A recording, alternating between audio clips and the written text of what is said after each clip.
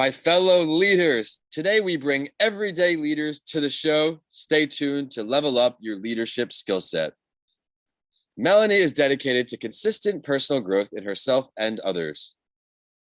Starting her career at Disney and for a span of 25 years, she was an executive leader in the medical device industry and held roles in executive sales leadership, sales training, and global market development.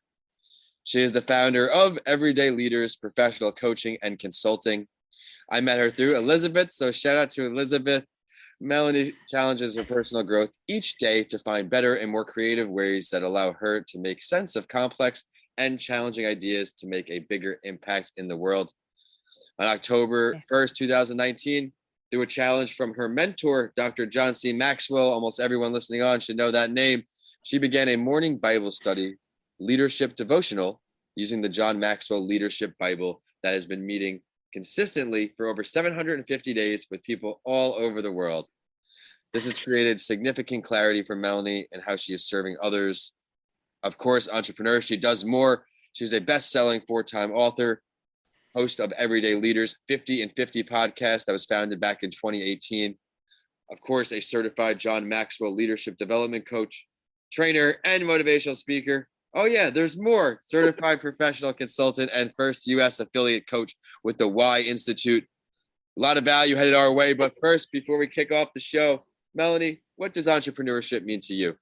Oh, it means being able to navigate your own life. Everything that you do, navigating your own life, finding the right resources, and living your dream. That's what entrepreneurship means. I wrote that right in the notes, living your dream, from when we talk again in a few minutes.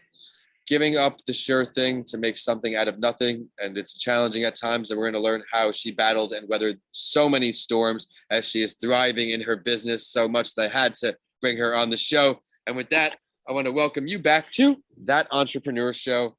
I am your host, Vincent A. Lancy. Each week since the end of 2019, I've interviewed the founder of a company or a brand to share what works for them, where and how they needed improvement, and all of the learning lessons along the way, right here on That Entrepreneur Show. We have bonus series and so much more to also check out, because you never know which motivational journey will inspire you most. This segment is sponsored by Bedrock Business Builders, a small business startup specialist.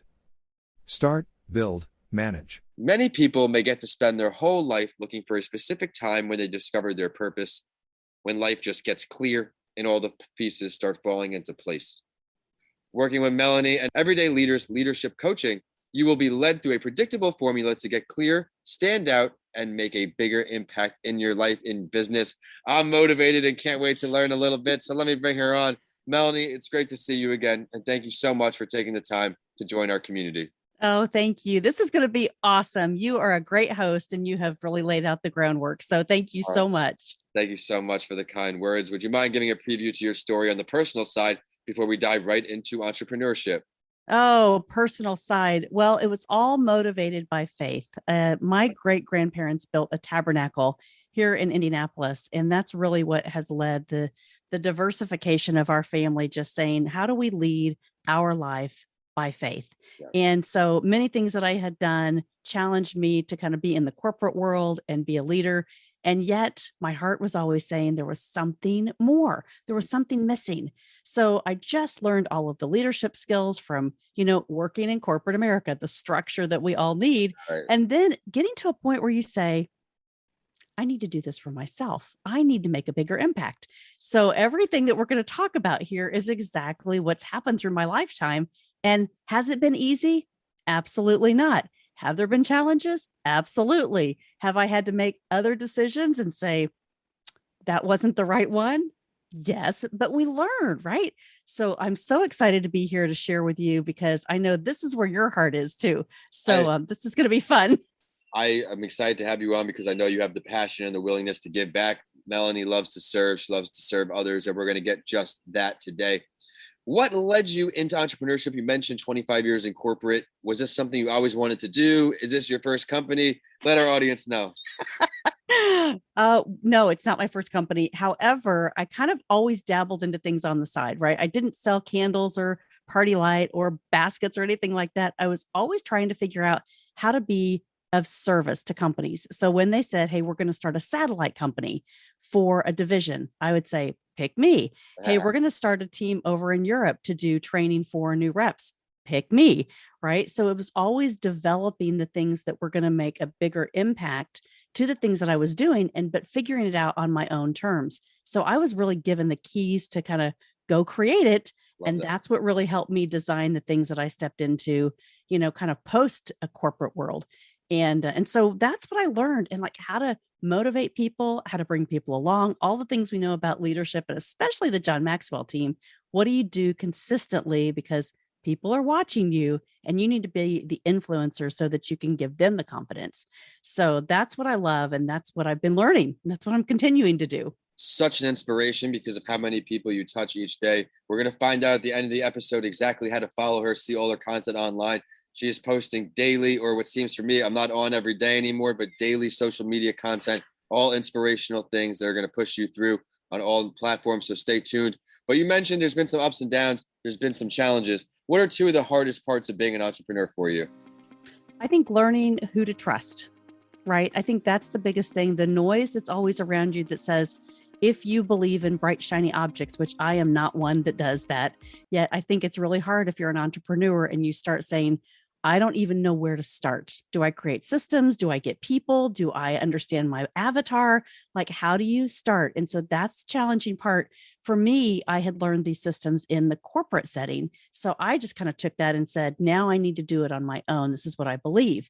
Other people that are maybe doing this for the first time, gosh, it's a challenge because you have to get with the right inner circle that you can really trust. And so that's my biggest like aha moment. Get with people you trust and really just let them pour into you. Surrounding yourself with a support group or just anybody to bounce your ideas off is essential. I get it. There's budget problems sometimes. I'm a solopreneur. That does happen. It doesn't have to be a paid coach, but it can be a family member, a friend, someone just to help you not be blinded by the light. A lot of entrepreneurs I've learned, including myself, have put ourselves through that where we're so caught up in our own work. But as we look across your whole journey in entrepreneurship here, Melahni, you've had some experience before this current company. What is one of your greatest failures or lessons learned? Oh my gosh. I think, sometimes you think you know everything to do something and do it well. And you're like, I've got this. I have the people, the resources, the influence, the energy, the know-how. Like, I've got it all together. This is going to work 1,000% better than anything else. And then, that statement, just because you can doesn't mean you should. And so I learned that when I was eliminated from a company that I was doing amazing things with, right? A lot of jealousy was going on in the corporate leadership world. And so I got ousted for the first time, and it made me step back on my heels and think, what am I going to do next?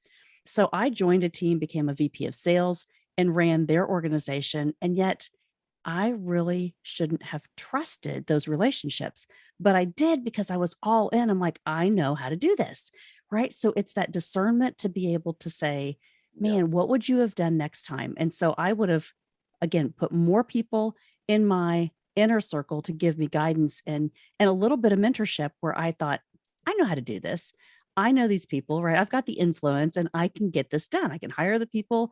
I don't have a problem doing this. Yet on the other side of it, it was, what are those pitfalls? Having that person on your shoulder to say, but is this going to be okay? Right? Do you know all of the what ifs? Yep. And I really just, because I was under what I thought, I could see very clearly, well, this is obvious next step. I can do this. I can step into this. Yet I could have done a lot of different things. And so I think the reactionary kind of lesson for me is, just because you can doesn't mean you should. And just because it's going to pay the bills doesn't mean it's the right decision. You're talking a lot about being smart with our time, strategizing our decisions. And I really appreciate that because most entrepreneurs are very ambitious. Make sure one thing's rocking and rolling. Like my one business isn't generating the revenue for me to start another business right now. It's generating revenue, but not enough to really jump into another business. So I love that example because that really resonates with me. I am very excited for this one because I know you're a career learner, a career networker, a career academic, if you could be. Which entrepreneur would you choose to sit down with to learn from, dead or alive? Oh my gosh, I love this question. And I saw it and I was like, oh yeah, this is coming up. So I haven't had the opportunity to sit down with John Maxwell yet. You That's have who I want not. to, I thought, okay. I want to alive, right? I want to do that while he's alive.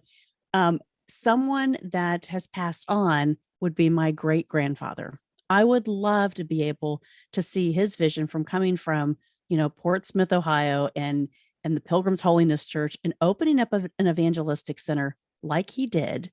He died when I was pretty young, like 8 or 9 years old, but he opened up the first of its kind nursing home in Indiana, the first documented nursing home, the Okay. first tabernacle, clinic, school. Like it was a visionary project. And it was back in the early 50s. Like this is crazy stuff, right? Things that you go back and say, wow, they did that back then.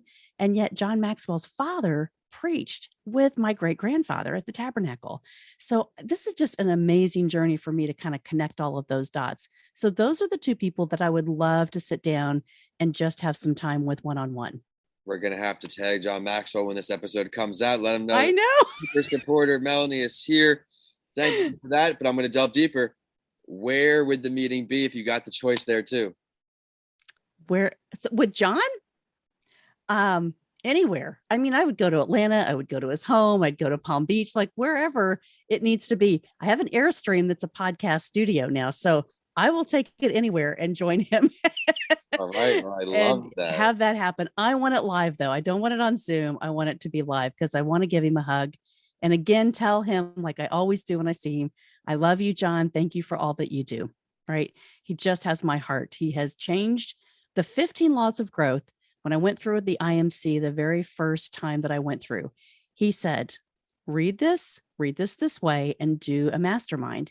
I had no idea what a mastermind was at that time in 2017 for personal growth.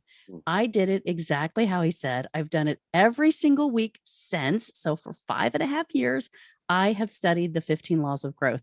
I've taken every application, every single chapter. If I try to challenge myself with something new now, I say, is it intentional? Am I aware?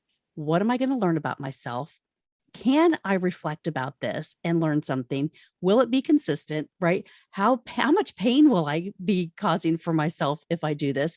What's going to be the outcome of, do I have to change my environment? Like every single law of the 15 laws, that's what I question myself with. And now I make better decisions as an entrepreneur.